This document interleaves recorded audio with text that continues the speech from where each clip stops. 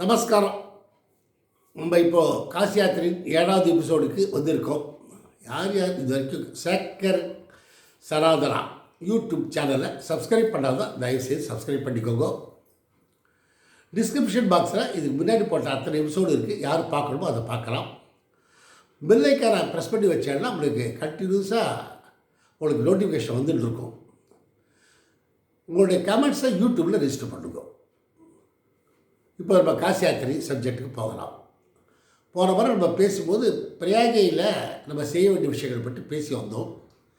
அதில் ஒரு 2 விஷயங்கள் நான் சொல்ல விட்டு போகிறத இப்போ சொல்கிறேன்.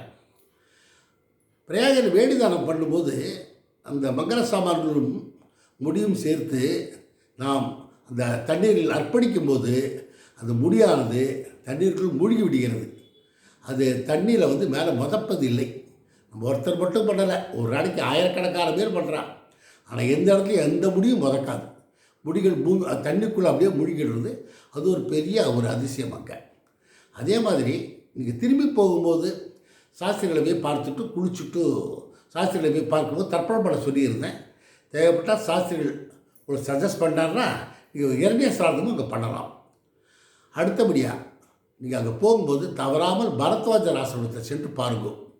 பரத்வாஜர் ஆசிரமத்தை தான் ஸ்ரீராமச்சந்திர மூர்த்தியும் சீதா பிராட்டியாரும் லக்ஷ்மணமூர்த்தியும் வனவாசம் கிளம்பும் போதும் அந்த இடத்துக்கு அவரை பார்த்து அவரோட உபதேசம் பெற்று அவரோட வழிகாட்டுதல் பேரில் தான் அவனை சித்திரவட போகிறான். அதே மாதிரி ராவணனை ஜெயிச்சுட்டு திரும்பி வரும்போதும் அதே ஆசிரமத்துக்கு அவரோட ஆசைகளை பெற்று பிறகுதான் அவர் அயோத்தி செல்கிறார். அவர் பெரிய ஒரு ஞானி பரத்வாஜர், மிகப்பெரிய அறிவாளியாக அந்த காலத்தில் கருதப்பட்டவர். அதனால் அவரோட இடத்த போய் நீங்கள் போய் பார்க்குறது மிக விசேஷம். மூர்த்தியை தவறாக பண்ணிக்கோங்க. இப்போ நம்ம காசி யாத்திரை பற்றி பேச போகிறேன்னு சொன்னேன். காசி யாத்திரை பற்றி பேசும்போது கங்காவை பற்றி பேசாமல் இருக்க முடியாது. கங்கையோட பெருமையை பற்றி பேசாமல் இருக்க முடியாது. காசி க்ஷேத்திரத்தோட பெருமையை பற்றி பேசாமல் இருக்க முடியாது. இதெல்லாம் பேசினாதான் காசி யாத்திரையை பற்றியே நம்ம பேச முடியும். அப்படி பேசும்போது இன்றைக்கி நான் கங்கையை பற்றி பேசலாம்னு இருக்கேன். கங்கைன்னு சொல்லும்போது கங்கை பூமியில் ஆகாசத்துலேருந்து தான் வந்தாள். அதனால் அவன் பேர் ஆகாய கங்கைன்னு பேர். ஆகாயத்தில் வந்த கங்கை தான் இன்றைக்கி பூமியில் நமக்கு எல்லா ஊர்லேயும் ஓடிட்டு இருக்கான். அதை விட்டு ஒரு சின்ன கதை உண்டு, புராண கதை. நம்ம ராமச்சந்திரமூர்த்தியோட மூதாதையர்கள் ஒருத்தர் பேர் சகரன், பெரிய சக்கரவர்த்தி. அவர் தன் அஸ்வமேத யாகம் பண்ணணும்னு சொல்லி ஆசைப்பட்டு அதுக்கு உண்டான ஏற்பாடுகளை பண்ணுறார். ஆனால் இந்திரனுக்கு ஒரு பயம், தன்னோட பதவி போயிடுமோ, ஒரு அஸ்வமேத யாகம் பண்ணினான்னு பயப்பட்டு இரவாக அந்த குதிரையை கவர்ந்து போயிடுறான். அதை எடுத்துகிட்டு போய் கபிலர் இருக்கிற பெரிய முனிவர் இருக்கிற இடத்துல கொண்டு அதை விட்டுட்டு போயிடுறான்.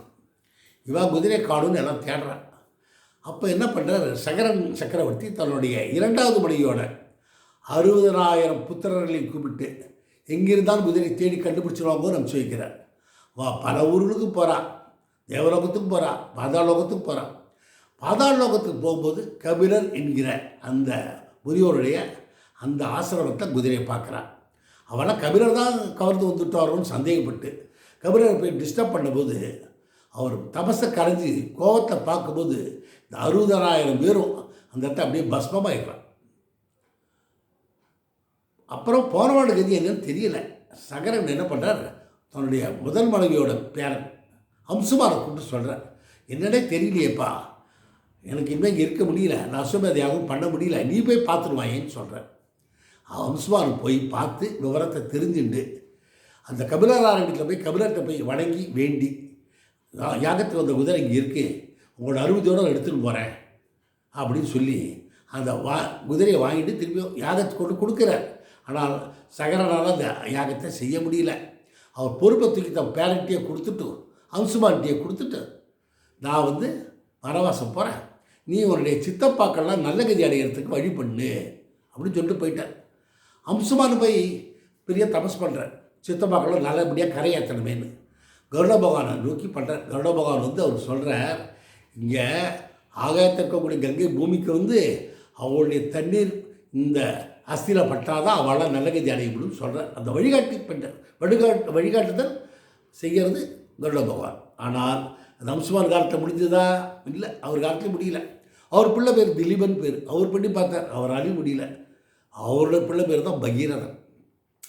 அந்த பகீரதன் தன்னுடைய காலத்தில் எப்படியாவது அந்த பூதாரில் கரையாற்றணும்னு பல விதமான தபஸ்கள் பண்ணி பிரம்மாவை நோக்கி தபஸ் பண்ணி அவர் ஆசி பெற்று மகாவிஷ்ணுவை நோக்கி தபஸ் பண்ணி அவர் ஆசியும் பெற்று அப்புறமா மகாதேவரை நோக்கி தபஸ் பண்ணுறார்.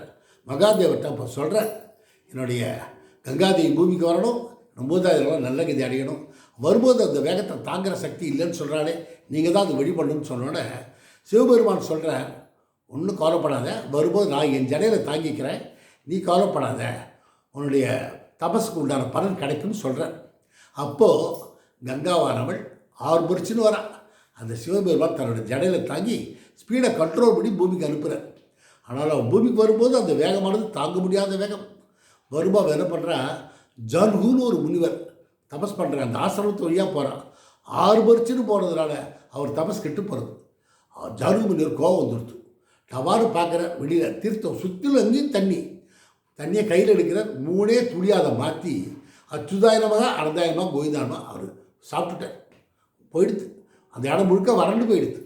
என்ன பண்ணுறதுன்னு தெரியல. ஓடி போகிறான் பகீரதன், காலில் விழுந்து கெஞ்சறான், நான் கஷ்டப்பட்டு கொண்டு வந்த கங்கையை நீ முழுகிட்டேனே, தயவுசெய்து அனுகிரகம் பண்ணுவோன்னு கேட்டோன்னே அவர் தன்னுடைய காது வழியாக வெளில விடுறார். பகீரது மேலே ஒரு பச்சாதாபப்பட்டு அவர் தன் காது வழியாக வெளில விடுறார். காது வழியாக வெளியில் வந்ததுனால அது அவருடைய புத்திரி மாதிரி ஆயிடுது. அதனால் அவர் பேர் ஜாஹ்னவின்னு பேர். பகீரத பிரயத்தினாலும் பூமிக்கு வந்தனால பாகீரதின்னு ஒரு பேர் உண்டு. அப்படியாப்பட்ட அந்த கங்கை நேராக வந்து உத்தரகாசிக்கு வரா. இன்றைக்கெல்லாம் நம்மளாம் போய் காசியில் போய் கங்கையில் போய் ஸ்நானம் பண்ணுறமே, அந்த கங்கை இப்படி வந்தவள் தான், ஆகாயத்தில் வந்தவள், பகீரதனால் வந்தவள். அதனால தான் பகீரத பிரயத்தனம் எல்லாரும் சொல்கிறான். கஷ்டப்பட்டு கொண்டு வர ஒரு விஷயத்தான் பகீரத பிரயத்தனம் சொல்கிறோம். இந்த கபிலர் ஆரண்யம் சொன்னேன் இல்லையா, அந்த கபிலர் ஆரண்யத்தை வந்து மகாபெரிவா தன்னுடைய தெய்வத்தின் குரலில் சொல்கிறார். எப்படி சொல்கிறார், அந்த கபிலர் ஆரண்யம்ங்கிறது பாதாளலோகத்தில் இருந்தது, இன்றைக்கி பாதாளலோகம்ங்கிறது அமெரிக்கா. அந்த கபிலா ஆரண்யம் சொல்கிறதா காலப்போக்கில் கலிஃபோர்னியாவாயிடுதுன்னு சொல்கிறேன். அது பக்கத்தில் 2 ஐலண்ட் இருக்காங்க கலிஃபோர்னியா பக்கத்தில். ஒரு ஐலண்டு பேர் ஆஷ் ஐலண்டு, ஒரு ஐலண்டு பேர் ஹார்ஸ் ஐலண்டு. இந்த ஹார்ஸ் ஐலண்டில் தான் குதிரை நின்ன இடமாகவும், ஆஷ் ஐலண்டில் தான் அந்த 60,000 பேர் பஸ்மமான இடமாகவும் மகாபெரிவா அவருடைய தெய்வத்தின் முறையில் சொல்லியிருக்கேன். இப்படிப்பட்ட இது இந்த கங்கை உற்பத்தி ஆன இடம் கங்கோத்திரின்னு இடம். அங்கே தான் பகீரதன் தபஸ் பண்ண இடம். அந்த இடத்துல கங்கா மாதா கோயில் இருக்குது, அங்கேயே பக்கத்தில் பகீரதன் சிலையும் இருக்குது. கங்கோத்திரி போகிறவா அங்கே தான் ஒரு தபஸ் பண்ண இடம். ஆனால் அங்கே போய் கங்கா மாதையை தபஸ் பார்த்துட்டு பகீரதனையும் நமஸ்கரித்து அந்த கங்கோத்திரி வெளில வரும்போது அந்த 2 மலைகள் நடுவில் வரும்போது சின்ன ஒரு கோமிகை வழியாக வருவாள். கோமிகைனா பசுமுகம், அது வழியாக வெளில வந்து தான் இவ்வளோ பெருசாக ஆர்ப்பரிச்சுன்னு வரான். இதுதான் கங்கா மாதாவோடைய பெருமை. அந்த ஒரு கங்கா மாதா புனிதமானவள். அதில் போய் இப்போ குளிக்கிறவா எல்லாருடைய பாவங்களும் தீர்றது. அதனால் நம்மளுடைய பாவங்கள்லாம் தீர்வதற்கு நம்மெல்லாம் காசிக்கு சென்று கங்கையில் நம்ம ஸ்நானம் செய்து அவளோட ஆசையை பெறுவோமாக.